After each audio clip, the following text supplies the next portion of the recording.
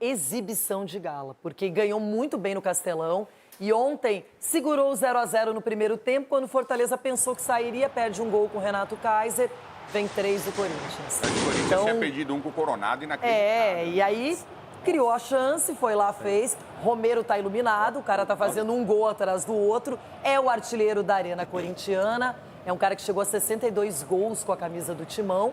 O Yuri Alberto assistente, participando, Memphis Depay com assistência, Pedro Henrique, que ninguém falava nele, apareceu, e o Coronado outra vez se manifestando pro gol, Rona. Foi, e o meio de campo fortíssimo, né? Que esse Marquinhos aí, que jogou ontem. No começo até deu uma mastigada no posicionamento, a bola deu uma mastigada no pé dele. Depois, quando engrenou ele e o Carrídio ali, o pessoal falou que era o Carilho, não, é o Carrídio, viu? O Carrídio fez a diferença, porque o Corinthians ganhou o jogo, esses 2 jogos praticamente de uma forma até intensa em cima do Fortaleza, porque o meio de campo foi muito atuante.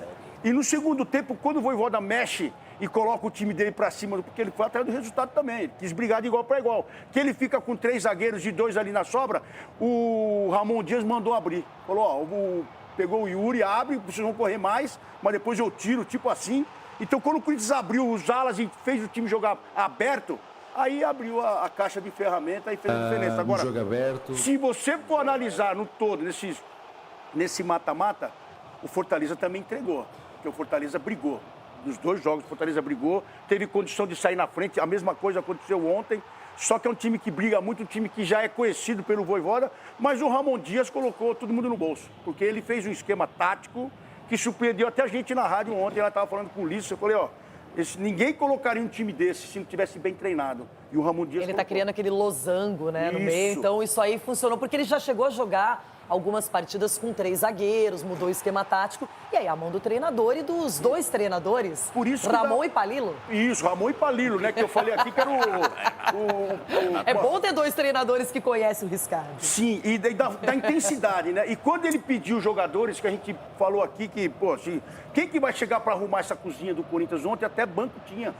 Então, parabéns também ao soldado, que não é mais soldado, já subiu a patente.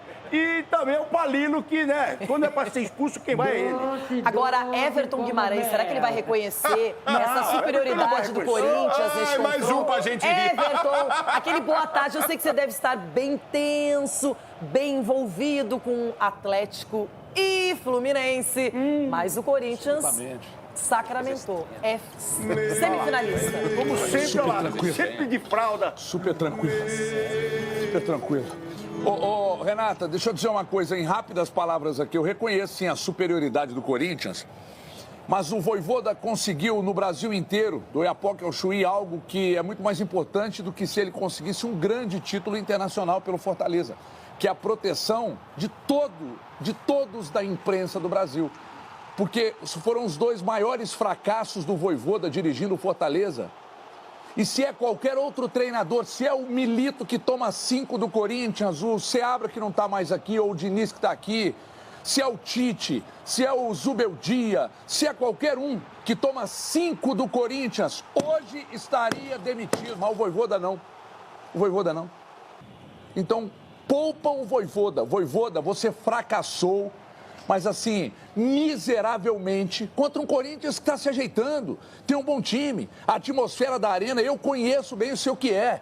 Mas você fracassou miseravelmente, mas todo mundo está te poupando. Então você conquistou muito mais do que um título. A proteção da imprensa do Brasil inteiro, que hoje não moveu um pio para criticar o Vojvoda. É protegido da imprensa. Everton. O Vojvoda realmente é um cara que nós sempre elogiamos, até pela condição no Fortaleza, e agora vai ter que brigar pelo brasileiro, forte, porque está ali nas primeiras colocações, mas vai ter que também levar esse fracasso na Sul-Americana, porque no agregado foi 5-0 para o Corinthians. E lá no Castelão, Vral. Sgarbi, agora falando muito sério. Sim. Realmente o Corinthians não deu margens para o Fortaleza, que era muito mais elogiado do que o Timão. Um 3-0 contra o Lanterna, Atlético Goianiense, a gente pode até questionar se, será que esse 3-0 convence, não convence? Agora, um 3-0 contra o Fortaleza, que é time brigando lá pela liderança do Brasileiro, um dos times que melhor vem desempenhando, desempenhando também aqui no Brasil, ninguém pode questionar. Um agregado de 5-0, 2-0 fora de casa, 3-0 em casa, não dá para questionar.